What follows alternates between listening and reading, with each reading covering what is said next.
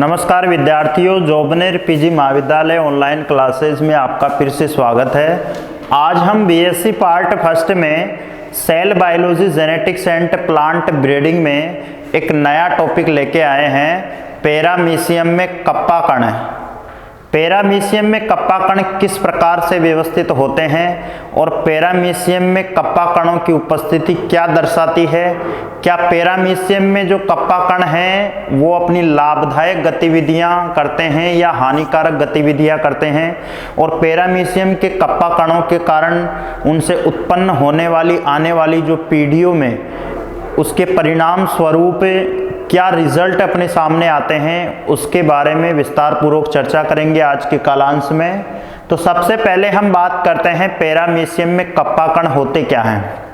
देखिए विद्यार्थियों, प्रत्येक जो पैरामीशियम होता है उस पैरामीशियम में कप्पा कण पाए जाते हैं, परंतु कुछ जो कण होते हैं वो कोशिका द्रव्य के बिना विनिमय करने वाले कण होते हैं, और कुछ जो कप्पा कण होते हैं वो कोशिका द्रव्य सहित विनिमय करने वाले कण होते हैं। तो कोशिका द्रव्य के बिना जो कप्पा कण एक दूसरे पीढ़ी में स्थानांतरित होते हैं या ट्रांसफर होते हैं तो उनका प्रभाव हानिकारक नहीं होता है, बल्कि ऐसे कप्पा कण जो केंद्रक में उपस्थित केजीन से प्रभावी होते हैं वो पैरामीशियम को हानिकारक प्रभाव पहुंचाते हैं, उनका रिजल्ट हानिकारक होता है और उनसे उत्पन्न होने वाली जो पीढ़ियां हैं उनके लिए भी भविष्य में वो जो उत्पन्न जो पैरामीशियम है वो खतरनाक साबित होते हैं। तो बात करते हैं पैरामीशियम की। यह आपको डायग्राम स्पष्ट रूप से दिखाई दे रहा है। इसमें मैंने दो प्रकार के पैरामीशियम बनाए हैं। ये पैरामीशियम ओरेलिया के प्रकार हैं। इसमें एक जो पैरामीशियम है वो मेल है, ये तो पैरामीशियम मेल है, और ये जो दूसरा जो पैरामीशियम है वो फीमेल है। आपको ये पैरामीशियम की जो संरचना है स्पष्ट रूप से दिखाई दे रही है। इस संरचना में आपको बाहरी तरफ दिखाई दे रहा है कि ये जो बाहरी तरफ कप्पा कणों के ब्राइट्स हैं, ये जो काली छोटी छोटी बिंदु ये दिखाई दे रही है, उसके बाद में आपको दिखाई दे रहा है मध्य स्थान पर ये रेखांकित जो काले रंग का एक डिब्बा सा बना हुआ है, उसको हम न्यूक्लियस विथ केजीन, यानी कि केंद्रक में केजीन, अर्थात जो कप्पा कण है कप्पा कणों को प्रभावित कौन करेगा, केजीन करेगा। तो ये जो केजीन है वो न्यूक्लियस विथ यानी कि केंद्रक सहित ये केजीन उपस्थित है इसमें, और इसके अलावा आपको ये इसमें दिखाई दे रहा है स्पष्ट रूप से कुछ बैक्टीरिया जो कप्पा बैक्टीरिया है, और इसके अलावा जो मैट्रिक्स भरा हुआ है ये स्पष्ट रूप से दिखाई दे रहा है। अब हम बात करते हैं कि पैरामीशियम जो ओरेलिया जो प्रजाति होती है, उस पैरामीशियम ओरेलिया प्रजाति में दो प्रकार के स्ट्रेन पाए जाते हैं। एक तो जो होता है वो मारक होता है, और दूसरा जो होता है वो क्या होता है, संवेदी। तो हम बात करते हैं कि जो पैरामीशियम ओरेलिया की जो प्रजाति होती है, उस पैरामीशियम ओरेलिया की प्रजाति के अंदर एक विशिष्ट प्रकार का पदार्थ पाया जाता है, और उस पदार्थ को क्या कहते हैं, पैरामीशिन कहते हैं। उस पदार्थ को क्या कहते हैं, पैरामीशिन पदार्थ कहते हैं। और वह जो पैरामीशिन जो पदार्थ को स्त्रावित जो करने वाले जो पैरामीशियम हैं, उन पैरामीशियम को क्या कहते हैं, पैरामीशिया ओरेलिया कहते हैं। तो कई बार एग्जाम में ये पूछा जाता है कि पैरामीशियम ओरेलिया में जिनमें कप्पा कणों की उपस्थित होती है उनमें कौन से पदार्थ को स्त्रावित किया जाता है, तो पैरामीशिन पदार्थ को स्त्रावित किया जाता है। इसके अलावा इसमें मैंने दो प्रकार की आपको प्रजातियां बताई है। एक जो होता है जिसमें पैरामीशिन जो पदार्थ होता है जो स्त्रावित करता है, उस पैरामीशिन पदार्थ को स्त्रावित करने वाली जो प्रजातियां हैं या जातियां हैं, उन जातियों को हम क्या कहते हैं, मारक कहते हैं। मारक को इंग्लिश में क्या कहते हैं, कीलर। ये क्या हो जाएगा, कीलर स्ट्रेन, अर्थात मारक है। इसके अलावा दूसरा जो पैरामीशिन पदार्थ के द्वारा जो दूसरा जो पैरामीशियम है वो नष्ट होगा, उसको क्या बोलेंगे, तो उसको नाम दिया है संवेदी। यानी कि जो नष्ट होने वाला जो पैरामीशियम है वो तो कहलाएगा संवेदी, और जो पैरामीशियम है जो स्त्रावित करता है पैरामीसिन को, वो क्या कहलाएगा? मारक कहलाएगा। अब बात करते हैं कि पैरामीशियम में जो कप्पा कण होते हैं वो किसके बने होते हैं? तो कप्पा कण किसके बने होते हैं? आरएनए के बने होते हैं, राइबोज न्यूक्लिक अम्ल के बने होते हैं। और इसमें जो कप्पा कण जो होते हैं वो कप्पा कण किससे प्रभावित होते हैं? कप्पा जीन से प्रभावित होते हैं। और कप्पा जीन कहाँ पाया जाता है? कप्पा जीन पाया जाता है केंद्रक में। यह आपको स्पष्ट रूप से दिखाई दे रहा है। कप्पा जीन कहाँ पाया जाएगा? केंद्रक में पाया जाएगा। तो आपको यह ध्यान रखना है कि जिस पैरामीशियम में पैरामीसिन पदार्थ को स्त्रावित करता है उस प्रजाति को हम मारक या किलर स्ट्रेन बोलते हैं। इसके अलावा जिसके प्रभाव से जो नष्ट होता है, नष्ट होने वाला जो पैरामीशियम है वो क्या कहलाएगा? संवेदी पैरामीशियम कहलाएगा। अब हम इसमें बात करते हैं कि किस प्रकार ये अपना प्रभाव दिखाते हैं। तो इसमें होता क्या है कि कप्पा जो कण होते हैं उन कप्पा कणों का क्या होता है? ट्रांसफर होता है। एक दूसरे कप्पा कणों का ट्रांसफर होता है। वो किस प्रकार से होता है इसमें हम देखते हैं। पहले अभी मैंने एक प्रजाति का नाम बताया था। एक जो प्रजाति थी वो क्या थी? मारक। मारक को हम इंग्लिश में क्या कहते हैं? किलर बोलते हैं। ये हो गया किलर, ये किलर हो गया। इनटू ये जो संवेदी स्ट्रेन था ये तो हो गया मारक और ये हो गया संवेदी। अब हम इसको क्या है, दो प्रकार से इसको कैपिटल के द्वारा दर्शाएंगे। कैपिटल जो के होगा वो तो किसका होगा? मारक का होगा। जबकि जो संवेदी जो स्ट्रेन है यानी कि जिसके प्रभाव से पैरामीशियम नष्ट हो रहा है उसको हम क्या बोलेंगे? स्मॉल के बोलेंगे। ये स्मॉल के हो गया। तो ये दोनों हो गए। अब इसमें क्या होगा? इसमें जो इनका जो प्रभाव होगा, इनसे निर्मित जो पैरामीशियम बनेंगे वो किस प्रकार से बनेंगे और कितनी प्रतिशत जातियां मारक स्ट्रेन की होगी और कितनी प्रतिशत जो जातियां हैं वो संवेदी स्ट्रेन की होगी, उसके बारे में हम देखते हैं। तो ये क्रॉस होगा। तो इस प्रकार हम इसको डायग्राम के माध्यम से भी बता सकते हैं। इस प्रकार से ये व्यवस्थित जो संरचनाएं हैं इस प्रकार से व्यवस्थित होगी। ये देखिए, एक तरफ तो क्या है? कैपिटल के है और दूसरी तरफ क्या है? स्मॉल के है। कैपिटल के है वो क्या है? मारक है। और जो स्मॉल के है वो क्या है? संवेदी है। तो इस प्रकार इसमें जो प्रजातियों का जो होगा इसमें ये यहाँ पर अलग अलग होगा। ये कैपिटल के हो जाएगा, ये इधर भी कैपिटल के और ये इधर हो जाएगा स्मॉल के और इधर हो जाएगा स्मॉल के। तो इसमें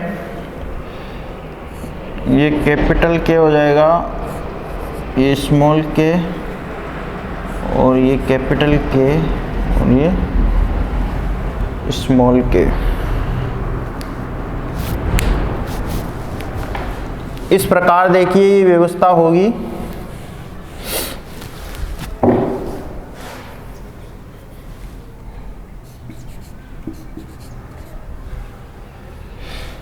तो इस प्रकार इनमें क्या होगा कि 50% जो प्रजातियां होगी पैरामीशियम की वो तो क्या होगी? मारक होगी।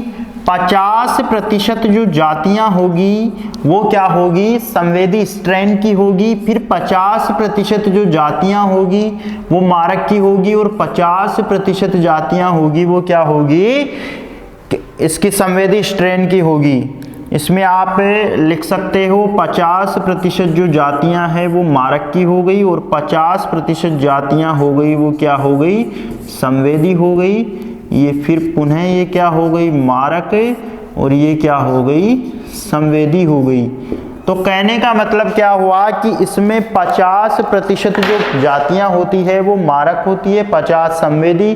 तो इसका मतलब ये हो गया कि इसमें जो विदाउट जो साइटोप्लाज्म है, यानी कि कोशिका द्रव्य के बिना यदि क्रॉस करवाया जाएगा तो कोशिका द्रव्य के बिना तो 100% जो प्रजातियां प्राप्त होगी वो पहले की तरह ही प्राप्त होगी, परंतु यदि कोशिका द्रव्य सहित, क्योंकि बिना कोशिका द्रव्य के ये जो कप्पा कण है वो कार्य नहीं कर पाएंगे। जिस प्रकार आत्मा शरीर के बिना कार्य नहीं कर सकती, ठीक उसी प्रकार यदि कोशिका द्रव्य नहीं होगा, केंद्रक नहीं होगा, विदाउट केंद्रक के जीन जो है वो अपना प्रभाव नहीं दिखा पाएंगे, क्योंकि के जीन को प्रभावी बनाने के लिए केंद्रक की उपस्थिति अनिवार्य है।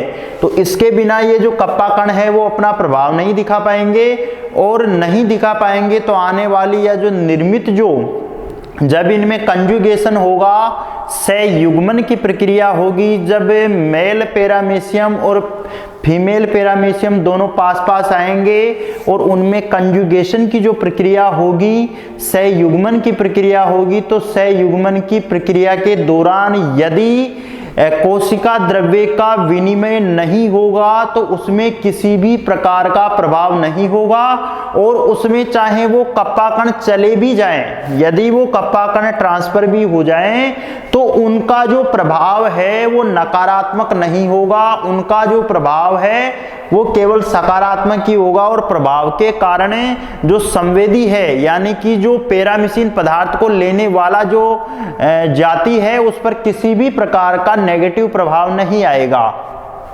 इसके अलावा यदि हम बात करें दूसरे चरण में, तो दूसरे चरण में होता क्या है कि यदि कोशिका द्रव्य सहित यदि कप्पा कण यदि उसमें प्रवेश कर जाते हैं संवेदी स्ट्रेन में, और चूंकि जो पहली जो प्रजाति है उसमें वो क्या है, मारक स्ट्रेन है, तो वो जो मारक स्ट्रेन है वो कोशिका द्रव्य सहित यदि उसमें ट्रांसफर करती है तो उसका कहीं ना कहीं नेगेटिव प्रभाव होगा। और जो स्वस्थ पैरामीशियम है, यानी कि जो मारक स्ट्रेन वाले जो पैरामीशियन पदार्थ के कारण स्त्रावित करेंगे, तो जो स्वस्थ हैं बिना मारक जो संवेदी स्ट्रेन है, बिना मारक जो पैरामीशियम है, उनको भी वो क्या बना देंगे, मारक स्ट्रेन बना देंगे, और उनका जो रिजल्ट रहेगा वो क्या होगा, 100% रहेगा।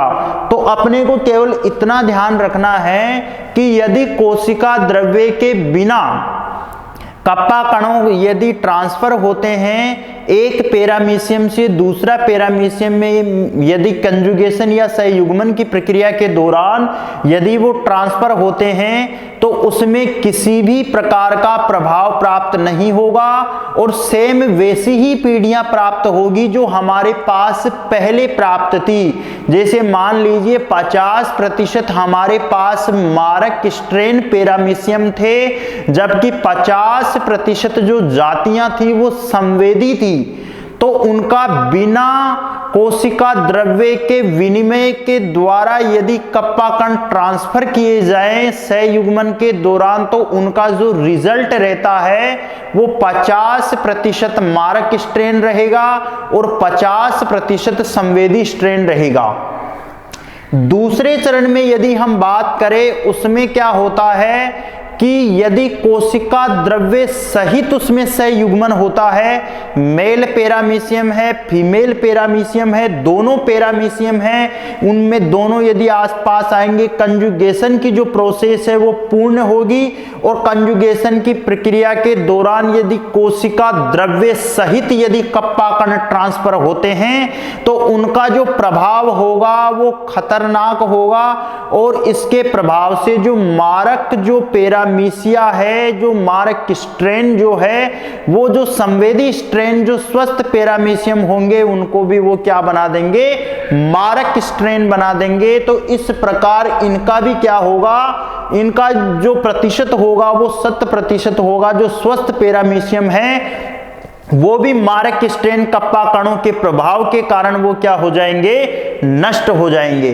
तो इस प्रकार हम दोनों ही प्रकार से इसका जो कंजुगेशन की जो प्रक्रिया है, कोशिका द्रव्य सहित और कोशिका द्रव्य के बिना विनिमय की जो प्रक्रिया है, उन दोनों प्रक्रियाओं को हमारे को इसमें समझाना होगा।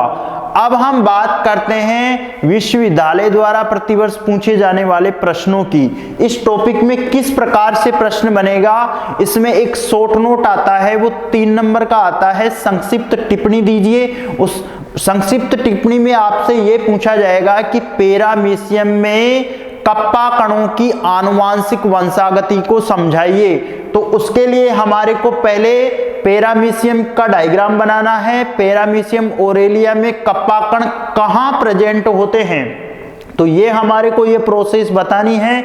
इसके अलावा फिर हमारे को बिना कोशिका द्रव्य के विनिमय के दौरान जो कप्पा कण का एक्सचेंज होता है, ट्रांसफर होता है, वो बताना है। और फिर कोशिका द्रव्य सहित जो ट्रांसफर होता है उसके बारे में हमारे को पूरा क्रॉस बताना है। तो दोनों हमारे को क्रॉस की जो प्रोसेस बतानी है, और पैरामीशियम के अंदर थ्योरी किस प्रकार से ये कप्पा कण होते हैं, किसके बने होते हैं, ये सब पूछा जाता है। तो इस प्रकार से अपने को आंसर देना है। इसके अलावा छोटे छोटे क्वेश्चनों में भी कई बार पूछ लिया जाता है कि कप्पा कण किसके बने होते हैं, तो कप्पा कण डीऑक्सीराइबोज न्यूक्लिक अम्ल के बने होते हैं। इसके अलावा यदि हम बात करें तो कप्पा कण जो होता है, कप्पा कण में उपस्थित जो पैरामीशियम होते हैं वो कौन से पदार्थ का स्त्रावण करते हैं, तो पैरामेसिन पदार्थ का स्त्रावण करते हैं। वो सारी चीज हमारे को बतानी है। तो इस प्रकार आज की कालांश में इतना ही। आगामी क्लास में हम एक नया टॉपिक लेकर के आएंगे। तब तक के लिए सभी विद्यार्थियों को धन्यवाद।